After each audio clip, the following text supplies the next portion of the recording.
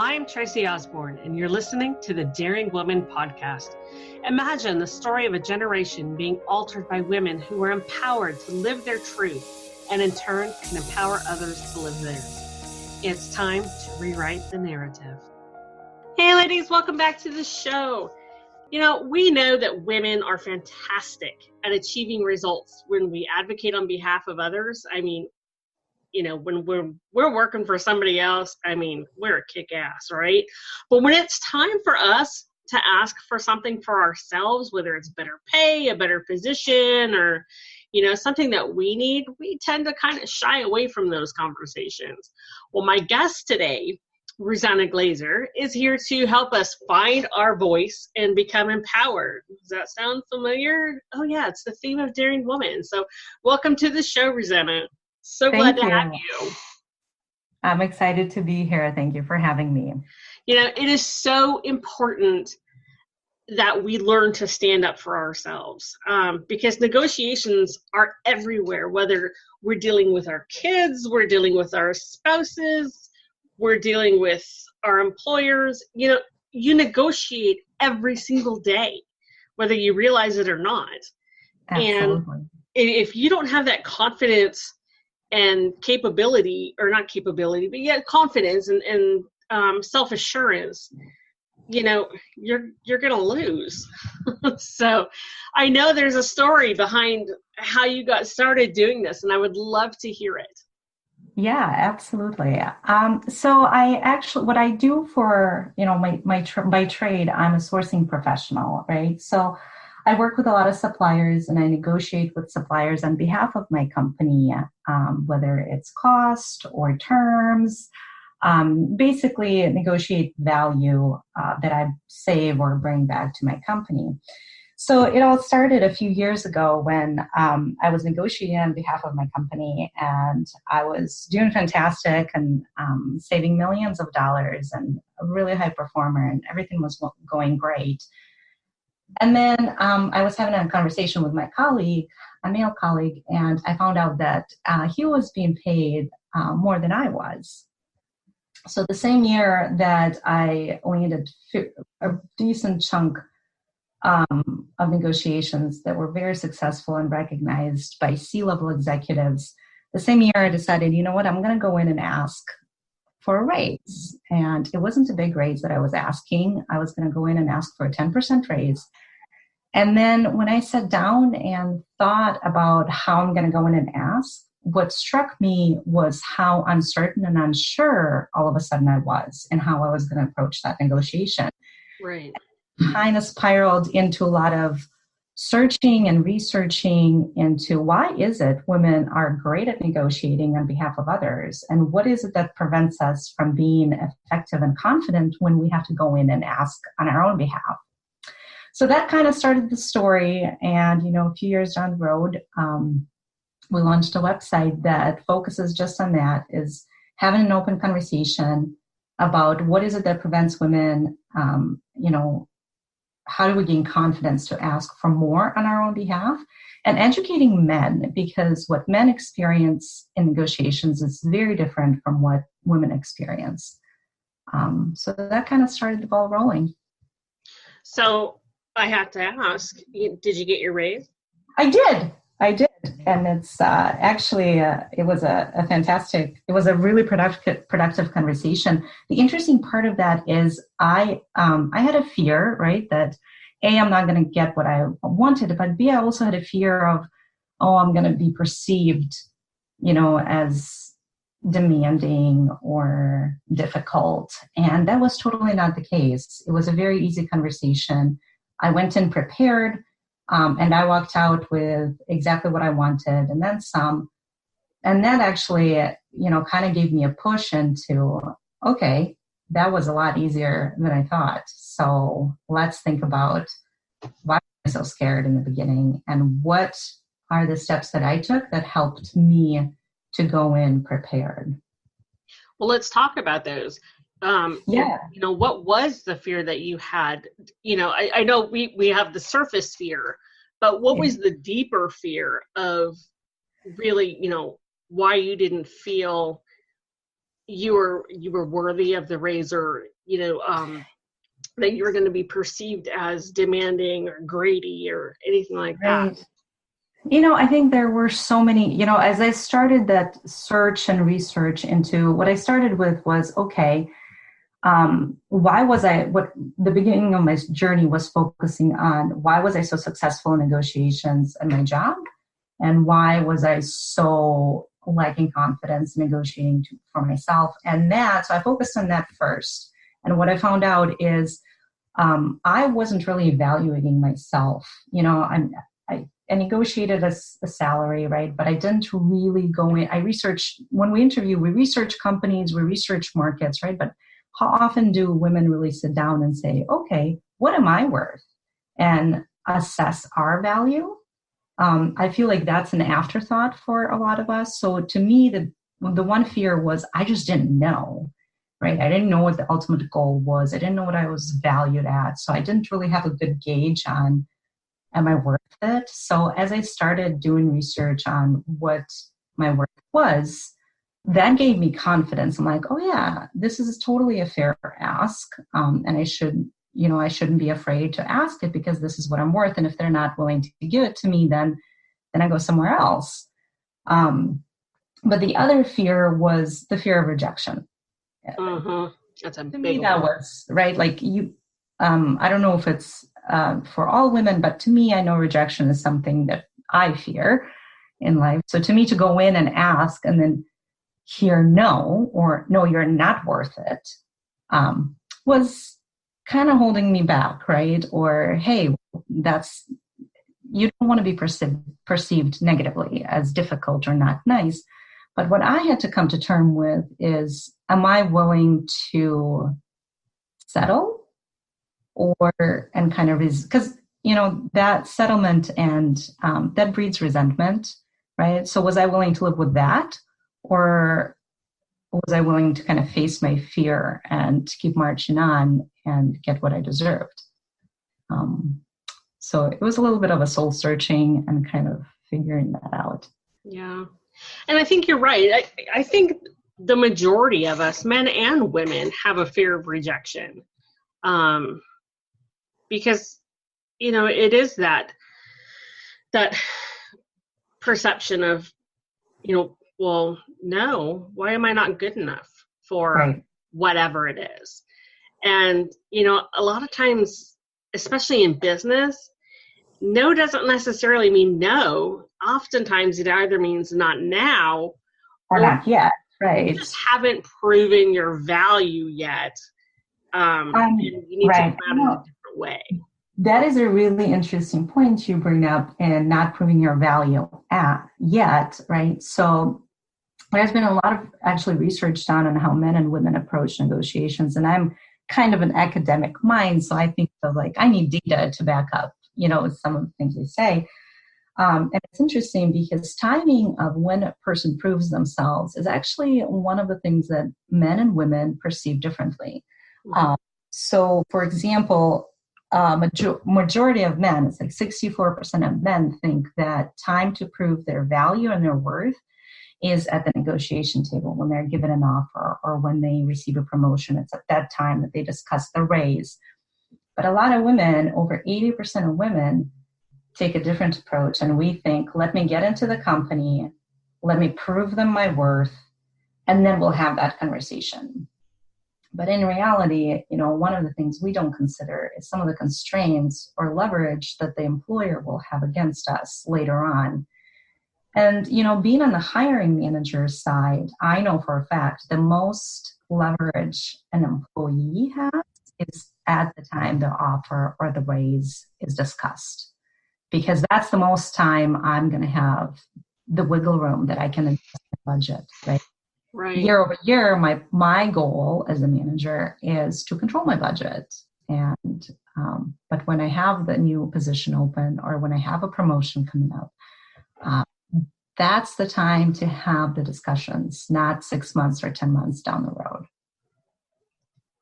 road. That's a good point. Now, I know you said that, men and women negotiate differently. Yeah. So what happens as a woman when we're negotiating with a male employer? Yeah.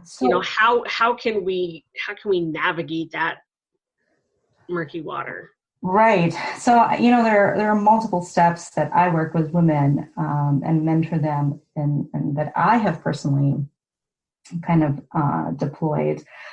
First of all, I think I want to discuss, we have to know what we're worth, because a lot of times, and I've had people come to me and they're like, I'm not happy where I'm at. And then as we start a discussion of, well, where do you want to be? And I don't know, just higher, right? So we need to figure out what it is we're worth. And there are a lot of tools out there to help us get that. And the interesting thing, the more we as women figure out what we're worth, the more confidence we gain, because it kind of instills in us that, yeah, we deserve more. So understanding what you're worth, and that includes understanding the market, what the market values for your position, and then what you bring to the table. And then also understanding that you have a potential, and potential has a value. But then the other interesting piece between men and women is the sense of entitlement. Most men think they deserve more when they are considering an offer or considering a promotion, but most women strive for fair. We just want to be paid fairly. And there are a couple of things that can actually offset our mentality, this kind of self-thinking that we just deserve fair, and that's comparison information and performance feedback. And when I talk about comparison information, like go out and talk to male colleagues, and understand what they are being paid for similar responsibilities. And performance feedback, that's pretty self-explanatory, from your mentors or colleagues, understanding what is it that you bring to the table. Right. More information we gather, the more confident we get in, hey, I deserve more and I'm valued more. But the question of how do we negotiate with male managers, right? That's a really good one, because that's where the fear of backlash comes in. Mm-hmm. Whether we like it or not, women in our society or in most Western world are, we have a certain gender stereotype prescribed to us, right? We're supposed to be caring, nurturing, not assertive, Right. That tends to be male subjectives. That's how you describe a male. But an interesting thing, how we negotiate with males, a really good offset of the implicit bias. So the backlash is going to occur when the respondent has a bias, whether it's implicit or explicit. And hopefully, if you know that your manager has explicit bias, you're probably not going to be very successful. So just be aware of that. But when somebody has an implicit bias, women can actually offset that by showing flexibility. And by flexibility, I don't mean accept less. By flexibility, I mean, instead of saying, I want X dollar, right, for my salary, think in terms of ranges. Hey, this is the range I'm thinking about. And then think about what are some of the other levers you can pull. I was just having a conversation online with somebody where they said, I got a promotion, I'm moving, the salary isn't quite there where I wish it was. Well, is the company willing to offer housing assistance or relocation benefits or transportation? What are the 401k benefits look like? There are a lot of monetary benefits that we gain that aren't just base salary.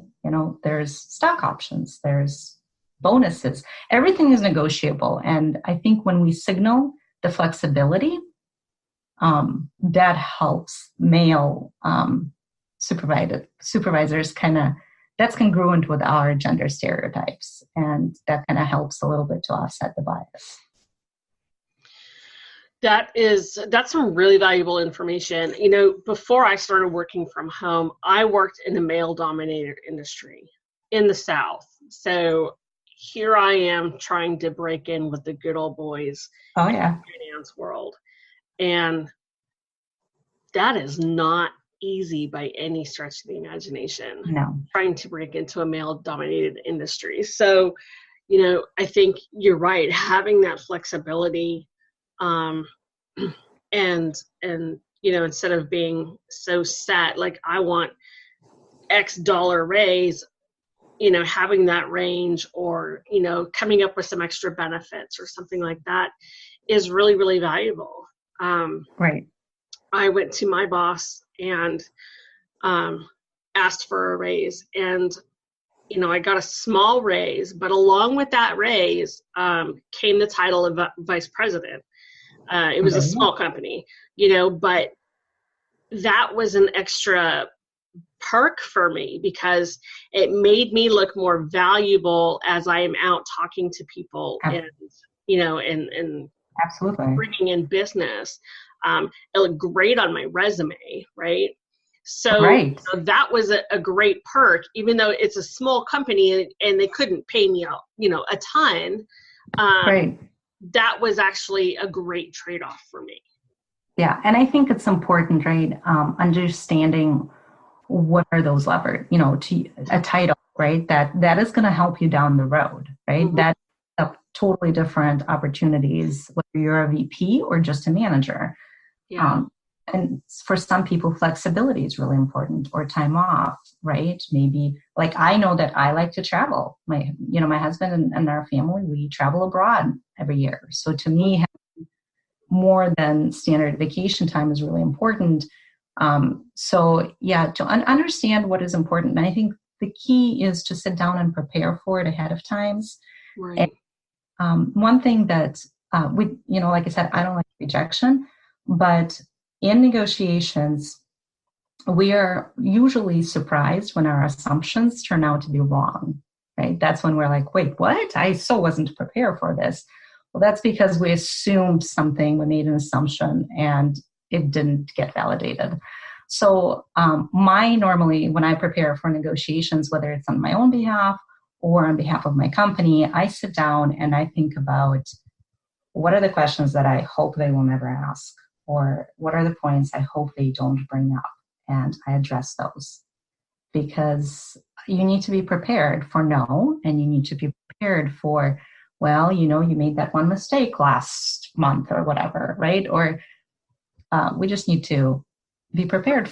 And then it's not as big of a shock to our system. And then the other thing too that I do and has helped a lot of the women that I've worked with is if it's a stern no, or if if the manager all of a sudden changes your attitude toward you and decides, that, I'm going to show her and, not promote you, maybe demote you, be prepared for that too. Make a plan B. Like, if that happens, what are you going to do? Because we all have options, and it's important for us to know that. That's good too. I've never thought about that. Those are really good points. God, I'm so glad I don't have to think about that stuff anymore. Yeah. Oh my goodness. Yeah, it's been almost 12 years, and there's no turning back. I don't think I could work for somebody else at this point. But it definitely is a whole different game. It is, but these are great tips that you can use in just about any type of negotiation. I mean, absolutely. The whole thing is be prepared before you go into it. What is that saying? Prepare for the worst, but hope for the best. The one saying that I normally rely on is fail to prepare, prepare to fail. Oh yeah. That's yeah. I see that one. I see that one in the weight loss industry a lot. Yeah. Failing to plan is planning to fail, and right. Exactly it. And that works in business too. No matter what you're doing, whether you're an entrepreneur or you're working for somebody else, but planning is definitely crucial. And I like that you say you brought up the think about what are the worst things they could ask me about, or the worst things they could possibly mention, and that way you're prepared and not caught off guard. Correct. And the other thing too, we tend to get, when we're not prepared for something, we tend to, like, our instinct is, fight, flight, or freeze. Our instinct normally is fight, right? We try to get defensive, and it normally doesn't work. So if you're not ready, if you're taken off guard, it's okay to say, you know what, let me think about that. I never thought of it from this perspective. Sure. Can we address it later? It's a valid point. I acknowledge a concern. Because, having that reaction and fighting in that moment is probably not going to be productive anyway. And it's okay to take a time out, right? And say, you know what? Because most of these conversations aren't going to be like one and done, right? You're probably going to set up and kind of prep your manager that, hey, this is in my mind. I want to talk about it. So they're not taken off guard either. Yeah. And it's not going to be like, hey, here's what I want. And then, most likely it's not going to be, okay, you got it, right? So it's going to be a series of conversations. So you can always table something and say, you know what, let's discuss this during the next meeting. I'm just not quite, I haven't thought about it. So. Yeah. Real quick before we wrap up. Yeah. How important is, we're women, so how important is clothes when you're going into these negotiations? I know that when I walked into, or if I was going into a meeting with a room full of good old boys, I had like what I called my power suit. It was a black suit. And for whatever reason, when I wore that, you could not shake the ground out from under my feet. Yeah. So how important do you think the right here's the thing. I don't want to be shallow, right? I don't think clothes are super important to the other party. It is important to us to be confident. Yes. And it's really what works for us. I know I work in a business casual environment, so obviously I'm not going to go in jeans and a shirt. But for me to dress up in like a full suit just to have that conversation isn't going to be authentic either. Okay. However, what works for me, like if people in my office can normally tell when I'm going to have negotiations because of my shoes. So normally it's going to be the same attire, but it's the shoes that I pick, right, to give me the extra boost. So I think it's be yourself, be authentic, and then find something that gives you confidence. So if it's a power suit for you, yes, wear that.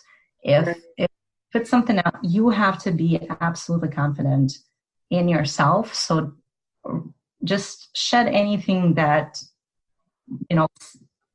puts any seed of doubt in your mind. And, one of the things I do before any negotiations, many of which are on my own behalf, is I prepare well advanced, but like the day before, I actually just chill out, right? I try to make sure I don't have any social gatherings that are, that could drain me potentially. I try not to engage in a lot of political conversations that might throw me off balance emotionally. Right. And I prepare my attire and everything ahead of time. So like in the morning, when I'm ready to go, it's kind of just smooth sailing. Yeah, you're not rushed or frazzled. Right. The attire, I say be authentic and wear something that gives you confidence. Right. And that's kind of what I was going for was, you want to dress to impress, but you also want to dress to be confident. And, if you're wearing a suit that just makes you feel completely uncomfortable and you don't like the way you look in it, you're not going to be confident because you're going to be self-conscious the whole time. Correct. Yeah. And it's interesting. A lot of people go, oh, don't wear bright colors or don't wear this. I actually met a woman the other day and colors is just her thing. She was in like this super bright pink checkered suit, but she like confidence was just like, that's what she did. And to her, if I said, wear a black suit, that would throw her off her game because that's just not who it is. So yeah. Awesome. Well, this was really fun. This was, kind of a little different from what we normally talk about on the show. So it's a nice break from some of the stories that we get. And just a reminder that, your voice is powerful. And we talk about that a lot, but we talk about that a lot in different subjects. We don't really talk about it so much in the workplace. But your voice is just as powerful in the workplace as it is at home or, anywhere else. So speak up. Yeah, definitely. Definitely. Well, thank you so much for joining us on the Yeah. podcast today. Thank you so much for having me. It's been a blast having this conversation with you. All right. And ladies, the cat wants out, so I'm going to wrap this up. He's over here scratching at the door. Ladies, I say it at the end of every show. If you need support, guidance, love, someone to complain to, whatever it is that you need, come join us over in our safe haven, our community over on Facebook. It's facebook.com/groups/daring woman. It's our sanctuary. What happens there stays there. You can talk about anything and everything under the sun and be received with love and support and open arms. So we'll see you over in the Facebook group, and we'll talk to you next week on the show. Thanks, everyone.